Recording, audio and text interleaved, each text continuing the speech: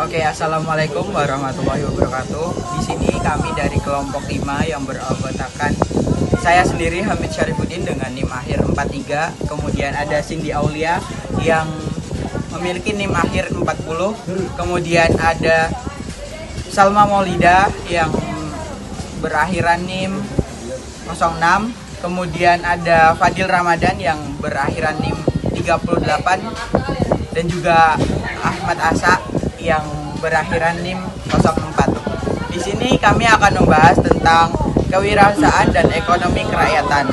Yang pertama, kewirausahaan. Menurut Mbak Cindy, apa sih yang dimaksud dengan kewirausahaan? Secara sederhana, kewirausahaan itu sesuatu kegiatan membangun usaha untuk menciptakan produk dan jasa. Oh begitu, baik. Kemudian apa sih peran kewirausahaan tersebut? Di sini saya sudah bersama dengan teman saya yaitu Mas Fadil Ramadan. Saya akan menanyakan tentang peran kewirausahaan menurut Mas Fadil. Peran kewirausahaan menurut saya itu adalah pertumbuhan ekonomi dan perkembangan bisnis.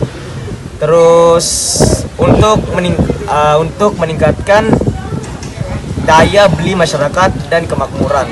Terus ada kemampuan pemerintah untuk mencapai kepuasan memberikan layanan publik. Itu menurut saya. Oke, itu tadi peran kewirausahaan menurut Mas Fadil. Kemudian menurut saya peran kewirausahaan itu ada dua, yaitu peran kewirausahaan makro dan juga peran kewirausahaan mikro. Kemudian saya akan menanyakan lagi mengenai modal kewirausahaan yang akan disampaikan oleh Saudara Asa. Oke, di sini saya udah bareng sama Mas Asa. Aku mau nanya nih, apa sih modal kewirausahaan itu? Modal kewirausahaan adalah secara garis besar dibedakan sebagai berikut, yaitu modal intelektual, yang kedua modal sosial dan moral, yang ketiga modal mental, yang keempat modal material. Yang diantaranya adalah modal intelektual. Wujud dari modal intelektual adalah ide atau gagasan yang disertai pengetahuan, keterampilan, komitmen, dan tanggung jawab. Yang kedua, modal sosial dan moral. Modal ini membentuk citra yang didasarkan pada kejujuran dan kepercayaan. Yang ketiga, modal mental merupakan keberanian dalam menghadapi resiko yang dilandasi agama. Yang keempat, modal material. Modal intelektual, sosial, dan moral yang terbentuk dengan baik akan membentuk modal material dengan sendirinya. Oke, makasih. Baik, itu tadi penjelasan mengenai apa saja modal dari kewirausahaan. Terus kita memasuki sesi yang terakhir, yaitu dalam jangka dekat apa jenis usaha yang akan kita geluti atau kita lakukan dan mengapa kita akan melakukan usaha tersebut, yang akan disampaikan oleh Mbak Salma Maulida. Di sini aku udah bareng sama Salma Maulida. Dia akan menjelaskan bisnis apa sih yang mau digeluti sebagai mahasiswa dan mengapa akan menggeluti bisnis tersebut. Ayo, Salma.